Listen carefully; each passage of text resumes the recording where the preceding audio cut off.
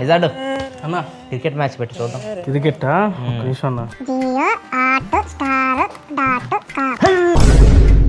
ఎందుకు విజయ్ అంత కష్టపడుతున్నావు? యాప్ క్రియేట్ చేసుకోవచ్చుగా. జియో హాట్స్టార్ యాప్ ఇది ఎప్పుడు పెట్టారు? పీసీకి యాప్ లాడ్ లేవు కదన్నా. క్రియేట్ చేసుకోవచ్చు. అదేలా అన్నా? ఇప్పుడు వెబ్సైట్ మనం యాప్ లా క్రియేట్ చేయొచ్చు.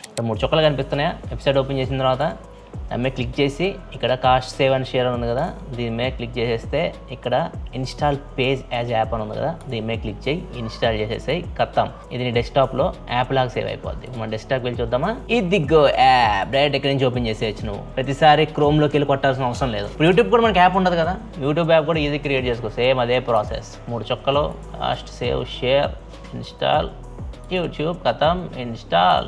చూడొచ్చు యూట్యూబ్ కూడా యాప్ వచ్చేసింది. ఇట్లా నువ్వు రెగ్యులర్గా యూస్ చేసే వెబ్సైట్స్ని యాప్స్ లా క్రియేట్ చేయొచ్చు. ఒకవేళ వీటిని నువ్వు తీసేయాలనుకున్నావు అనుకో, నెక్స్ట్ మళ్ళీ ఓపెన్ చేయి, వీటిని మళ్ళీ 3 చుక్కల మీద క్లిక్ చేయి, ఇక్కడ అన్ఇన్స్టాల్ కనిపిస్తుంది కదా, దీని మీద క్లిక్ చేసావు అనుకో అన్ఇన్స్టాల్.